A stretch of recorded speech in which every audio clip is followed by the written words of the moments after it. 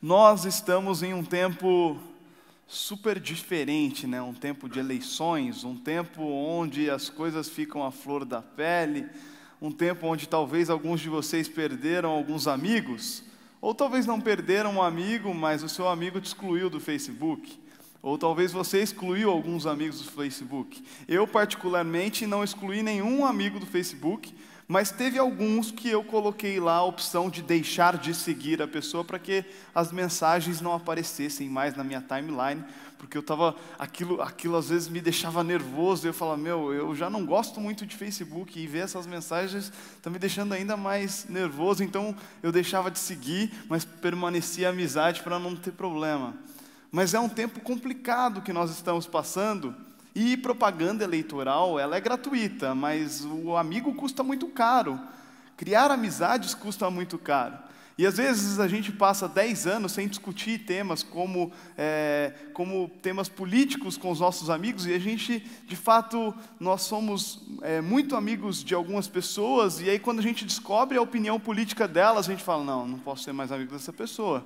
Porque não é possível que esse cara que eu caminho há 5, 10, 20 anos pensa tão diferente de mim. Não é possível. Não tem como permanecer essa amizade com essa pessoa aqui. E no texto que nós iremos trabalhar hoje, nós vemos Paulo admoestando, ou às vezes até mesmo trazendo um puxão de orelha no dito popular dos nossos dias, a Tito, que estava cuidando de uma igreja na ilha de Creta, na qual eu tive a oportunidade de visitar em 2014, e é muito interessante ver como Deus usou a vida de diversos discípulos para alcançar não somente a região de Israel, mas também outras regiões, e como a igreja se espalhou naquele tempo. E Paulo estava admoestando, advertindo Tito em relação a algumas coisas. E no capítulo 3 de Tito, que é o capítulo que iremos trabalhar nesta noite, nós iremos trabalhar versículo a versículo. E os dois primeiros versículos nós iremos ler juntos. Então vamos todos juntos.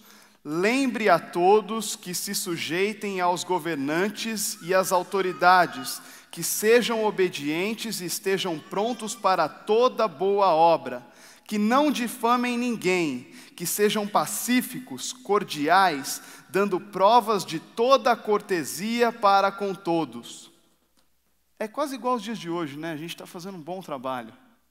Na verdade, quando a gente lê esse texto, a gente se preocupa, porque mostra uma tentativa de ser pacífico, uma tentativa até mesmo de Paulo puxar para Tito uma responsabilidade, que haviam coisas muito importantes nas quais ele tinha sido encarregado, e para que ele tomasse muito cuidado com algumas tentativas políticas dentro da ilha de Creta, para que ele não se descredibilizasse na voz dele como servo de Deus, sendo utilizado por Deus para falar de Deus para o povo.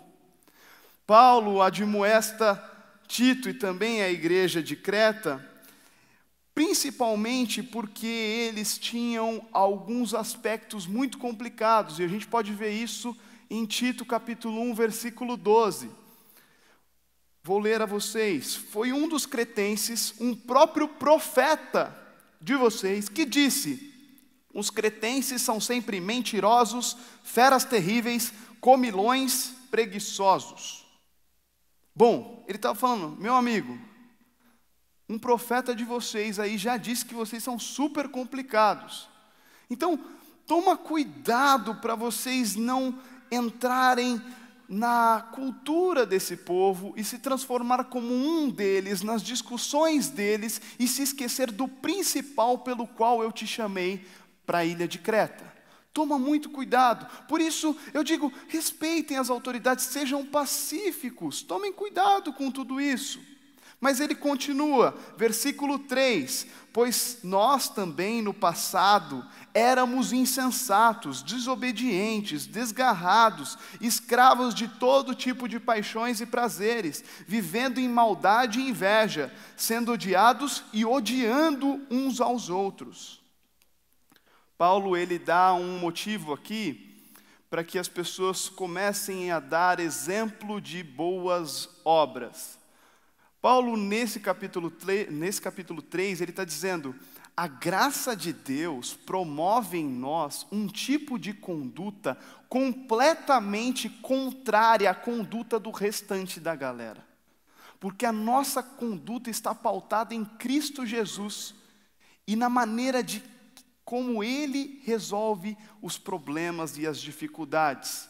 Mas você não era assim, você era insensato, desgarrado, complicado, odiava todo mundo, era odiado. Mas agora em Cristo existe uma nova natureza vivendo em você.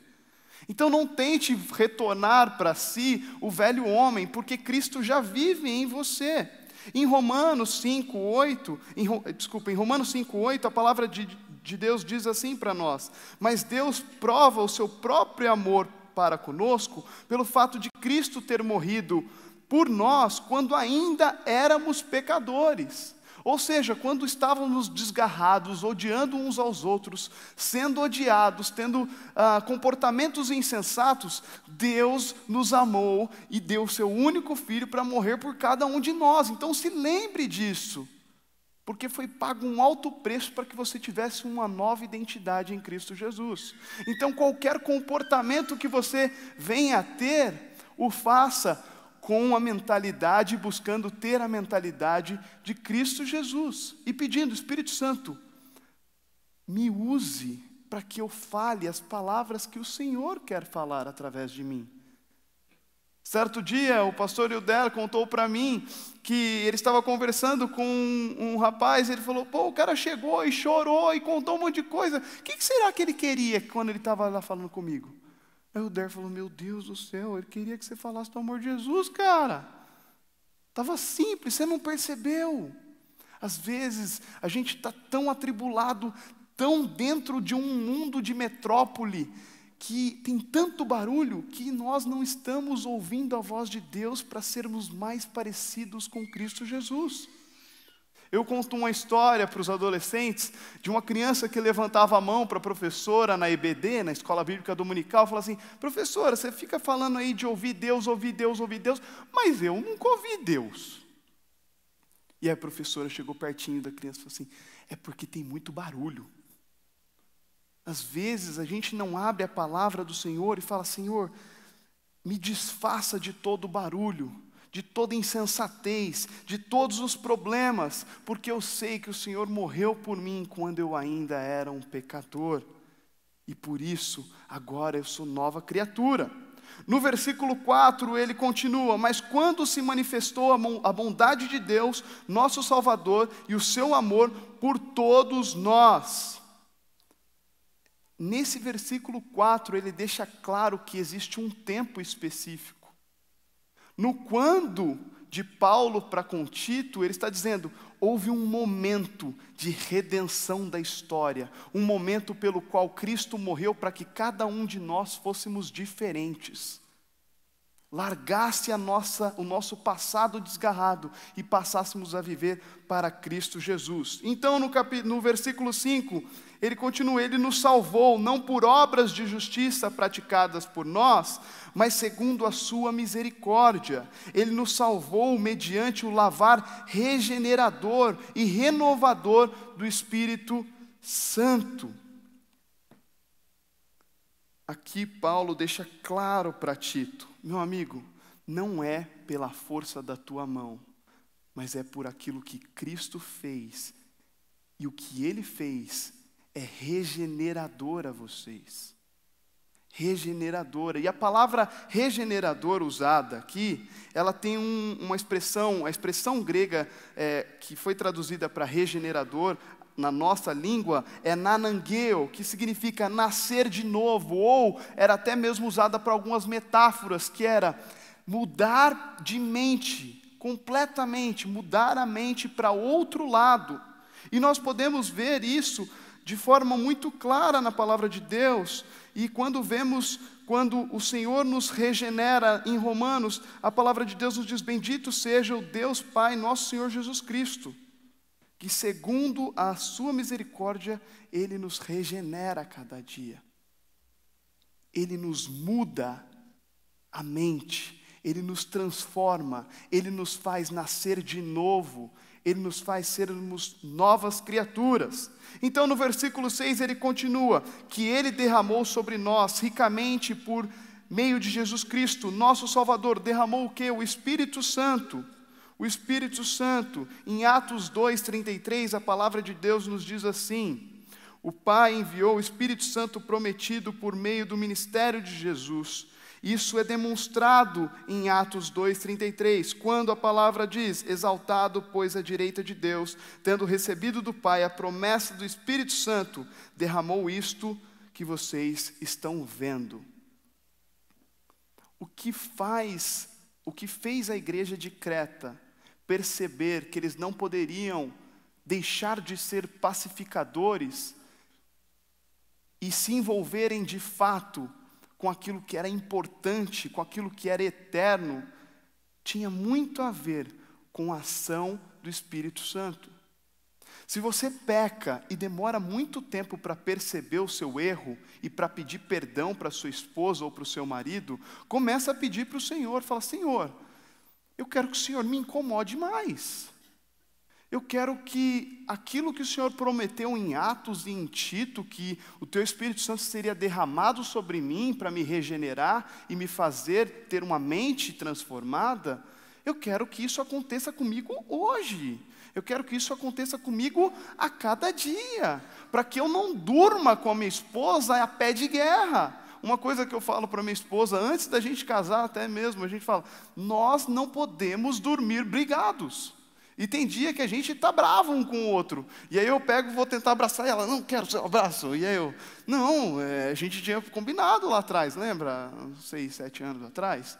A gente combinado, não pode dormir. A gente tem que buscar isso e pedir: Senhor, Espírito Santo, me incomode. Eu tenho que aprender a perdoar, tenho que aprender a pedir perdão para as pessoas que estão ao meu redor.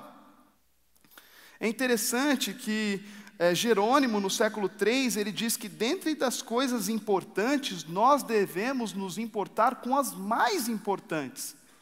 Às vezes nós estamos realmente com coisas importantes para resolver. As eleições são muito importantes, são realmente importantes, mas existem coisas mais importantes do que as eleições. Existe uma soberania divina que é a pauta da nossa vida. Isso é mais importante do que qualquer resultado. No versículo 7, então, Paulo continua dizendo: a fim de que, justificados por graça, nos tornemos seus herdeiros, segundo a esperança da vida eterna. Nesse texto ele diz: meu amigo, você percebeu que do versículo 1 ao 6 eu estou puxando sua orelha e mostrando para você que é o Espírito Santo e a obra do Espírito Santo que te torna pacificador e não um excluidor de amigos no Facebook? É um pacificador que está mais preocupado com o testemunho cristão que você dá perante as pessoas do que as suas nuances políticas. Porque eu mesmo estava fazendo uma conta pela quantidade de informações que começaram a aparecer na minha timeline e no meu WhatsApp. Eu pensei: imagina só, se esse candidato fosse Jesus, o tanto de informação de Jesus que as pessoas receberiam nesses dias. Às vezes a gente coloca mais intensidade em militar por um partido político ou pelas nossas vontades do que pelo próprio Jesus Cristo. E eu cheguei a dizer isso para um dos jovens na eleição passada, e ele ficou muito irritado comigo. Falou: não venha me falar da minha vida cristã. Falei: não, cara, eu estou te falando como pastor, eu fui pastor seu aí em Uberlândia. É estranho, cara, eu nunca vi você fazer uma postagem de um versículo, e só nessa última semana você postou mais de 40 vezes. Não me importa que candidato eu só estou achando estranho, porque a sua militância perante o reino de Deus é muito inferior à sua militância perante o reino dos homens. Você não é só um cristão, você é um herdeiro. Herdeiros precisam ter um papel de mordomos, de continuar um legado, de representar um reinado, de representar como embaixadores. Herdeiros demonstram em todo o tempo as suas atitudes e nas suas conversas, as nuances de onde ele é e de que família ele está. Em Romanos, capítulo 8, 17, a palavra de Deus nos diz assim: e somos filhos, somos também herdeiros, herdeiros de Deus e co-herdeiros com Cristo, se com Ele sofremos, para que também com Ele sejamos glorificados. Para que também com Ele sejamos glorificados. Paulo está dizendo para Tito, provavelmente um jovem, muito jovem: Tito, cara, você está liderando uma ilha grande. Dentre das ilhas gregas é a maior. Você tem um papel de herdeiro aí. Presta atenção. Ei, vocês aqui de Alphaville, vocês têm um papel de herdeiros aqui nesse bairro. Tomem cuidado com as palavras, com a vontade, com a intensidade que vocês estão brigando. Tomem cuidado com isso. Vocês foram chamados para esse lugar, para poder ser testemunha de Jesus Cristo neste local. Então, no versículo 8, ele já começa a trabalhar um desfecho nesse momento de admoestação, e aí ele diz assim: fiel é esta palavra, e quero que você fale ousadamente a respeito dessas coisas que eu te falei, para que os que creem em Deus se empenhem na prática de boas obras. Essas coisas são excelentes. O que eu te disse agora é excelente e proveitosas para todas as pessoas. Paulo usa o termo grego que ele usa para fiel aqui em 4 textos: 1 Timóteo 1,15, 3,1, 4,9 e 2 Timóteo 2, de 11 a 13. Ele está dizendo: a fidelidade da palavra, relacionado ao que eu acabei de te dizer, é excelente para a sua vida. Se você entender que você é um herdeiro, e todo dia você acordar e falar assim: epa, sou herdeiro, e como herdeiro eu vou representar bem a Cristo Jesus todos os dias. Só que eu sozinho não consigo. Então, Senhor, o Senhor me ensinou na Tua palavra que o Espírito Santo iria me regenerar, ia mudar minha mente para que eu fosse um herdeiro decente. Então me ajuda, Senhor, por favor, me ajuda. Seja misericordioso comigo. Então ele completa no versículo 9 a 11. Evite discussões tolas, genealogias. Por que genealogias? Porque alguns judeus que moravam em Creta começavam a discutir: não, peraí, Tito, você está falando de Cristo Jesus, mas e a genealogia? E aí começavam a puxar todo um histórico para ver se de fato Jesus era ou não era herdeiro do reino de Israel, e começavam essas discussões. Não entre em discussões tolas, não entre em genealogias, controvérsias, debates sobre a lei, porque são inúteis e sem valor. Evite a pessoa que provoca divisões. Se tem gente perto de você, que maquina o mal, que produz divisão, que a todo tempo está esperando uma fala para poder falar: tá vendo? Eu falei, eu já sabia.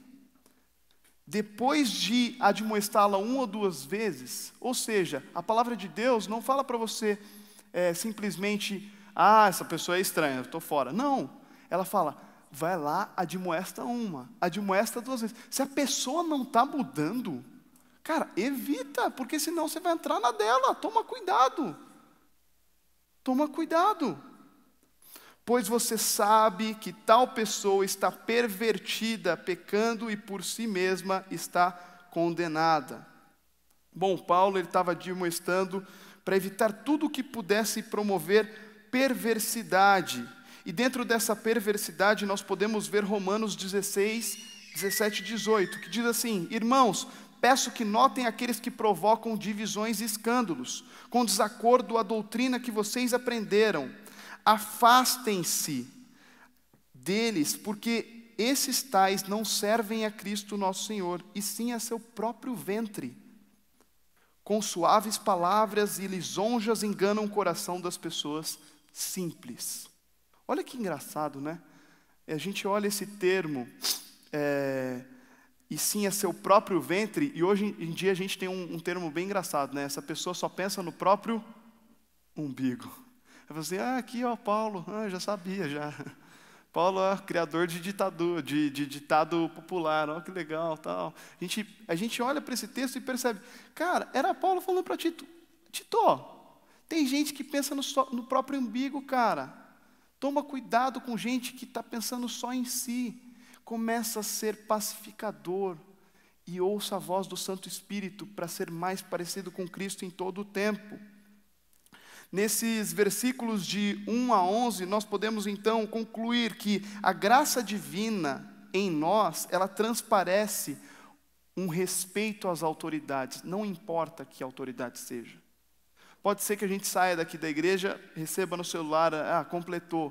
Às vezes você está aí o tempo todo olhando, né? Eita caramba, alguns de vocês estão mesmo preocupados. E aí você está olhando ali, e aí você comemora. Você fala, Senhor, cumpre a tua vontade. Cumpre a tua vontade. Eu estou realmente comemorando, porque era o que eu queria mesmo. Mas cumpre a tua vontade. Se for para esse candidato que eu votei, e ele entrou, nos disciplinar como nação, e o Senhor está querendo nos disciplinar como nação, estou disposto a ouvir a tua disciplina, Pai. Mas se for, Pai, para que nosso país continue crescendo, que é a nossa oração, e é por isso que a gente ajoelhou o ano inteiro nessa igreja e colocou uma bandeira no púlpito, então, Senhor, cumpra a tua misericórdia sobre a nossa nação, porque está muito pesado, está muito difícil. Meus amigos estão tudo indo para Portugal e para os Estados Unidos. Está complicado, Deus. Ajuda nós. Está difícil. Eu estou quase comprando a passagem. Eu não, estou inventando as falas de vocês. Senão o Euder vai ficar bravo comigo no final. Então, no versículo 1, a gente percebe que nós devemos transparecer um respeito às autoridades, ainda que elas não sejam as autoridades que nós gostamos. E pela forma com que nós tratamos os outros em relação a essas autoridades. No versículo 3, a gente consegue perceber que nós já fomos iguais aos nossos ímpios, mas não somos mais pela ação do Espírito Santo em nós que nos regenera, muda a gente de mente. Porque Ele nos modificou totalmente. Do versículo 4 ao 7 a gente percebe essa mudança. No versículo 8 é porque nós devemos aplicar tudo isso que se deve à mudança do Espírito Santo em nós, em boas obras. Então, evitar conversas inúteis, coisas tolas e pensar no próprio ventre, aí mudando para a nossa linguagem, nosso próprio umbigo. Então fala, Senhor, me ajude a não pensar no meu próprio umbigo. Quando eu estiver entrando numa discussão, me faça perguntar, o que Jesus faria nessa discussão? Qual seria o comportamento de Jesus nessa discussão? Qual seria o comportamento de Jesus com a minha esposa, com o meu marido? Qual seria o comportamento de Jesus com os meus filhos? Qual seria o comportamento de Jesus? Por quê? Porque Ele morreu naquela cruz para nos regenerar. Não era para a gente viver a nossa vida no automático do jeito que a gente quer. Era porque Ele queria realmente entrar na nossa vida e fazer da maneira que Ele quer. Eu tenho uma história que eu contei no Campus Alfa já uma vez, que era de um pequeno agricultor que tinha um pedacinho de terra, e esse pedacinho de terra era bem pequeno, mas ele pensou assim, bom, não vale nada, mas vou cultivar porque é a herança dos meus pais. Aí chega um empresário muito rico e fala assim, eu quero comprar esse terreno. Esse terreno aí vale para mim. Não vale nem 5 mil reais. Eu moro no Vale de Jequitinhonha, um dos lugares mais pobres do Brasil. Não vale nada isso aqui. Não, mas eu vou dar 100 mil reais. 100 mil reais? Ô Rosa, tem um cara aqui querendo dar 100 mil reais aqui, Rosa. E aí? Não, mas é da família, a gente nem tem o que fazer com esse dinheiro, a gente nem sabe o que é 100 mil reais. Começaram a discutir, o cara falou, não, para de conversar. Eu vou dar 1 milhão. Quê? 1 milhão por esse terreno que não vale 5 mil? Ô Rosa, vai fazendo as malas lá que a gente vai mudar de cidade. Mas não, peraí, eu vou deixar aqui 1 milhão na sua mão e eu volto daqui 1 mês para buscar o terreno, tá bom? Eu estou pagando um preço muito alto pelo terreno, mas eu vou vir buscar o terreno, calma aí. Aí ele volta para buscar o terreno, o que o rapaz faz? pega o terreno, monta um sistema de irrigação, coloca uma casa incrível e gasta R$500 mil para reformar o terreno do jeito que ele achava legal para entregar para o empresário bonito. Falou, cara, não preciso de R$1 milhão, preciso de R$500 mil. Aí o empresário chega, olha tudo aquilo maravilhoso e ele fala assim, cara, cadê o terreno arregaçado que eu comprei, paguei um preço alto demais? Ah não, é porque, como você pagou um preço alto demais, eu quis fazer um jeito legal aí, deixar bonitão, fera, né, para deixar na sua mão, porque eu nem preciso de tanto dinheiro, não preciso disso tudo. Ele falou, não, eu comprei um terreno que não valia nada, exatamente porque eu queria fazer do meu jeito e não do seu jeito. Eu paguei um preço muito alto para pegar um terreno que não valia nada, para montar segundo a minha estrutura e não segundo a sua. Então, como cristãos, foi pago um alto preço na cruz, para comprar a nossa vida. Não para a gente falar, ai Jesus, você já me deu tanto, dessas áreas da minha vida eu vou cuidar. Política, pode ficar tranquilo, eu vou votar do meu jeito. Eu não vou nem orar para votar. Hoje eu estava indo votar, falei, meu, eu preciso orar, cara. A minha esposa super preocupada. Ela, eu não sei o que eu voto. Às vezes a gente precisa orar, falar, Senhor, eu quero que o Senhor cuide da política da minha vida, da comida da minha vida. Eu quero que o Senhor cuide de tudo, porque nada é meu, tudo é seu. Eu sou só seu herdeiro. Eu só estou recebendo de graça, e pela graça eu fui salvo. E dessa forma eu quero que o Senhor faça do meu terreno o seu plantio da maneira que o Senhor quiser. Não quero mexer na minha vida não. Mexe o Senhor na minha porque é melhor, senão vou fazer besteira. Vou construir achando que está bonito, mas não está. E que possamos ter essa noção, e que quando sairmos daqui, não possamos sair assim, toma aí, ó, você viu, ganhamos. Que nós possamos ter a sensibilidade de falar, Senhor, que eu possa ser como Jesus em todo o tempo, e em todo o tempo eu possa apresentar a Tua palavra para as pessoas.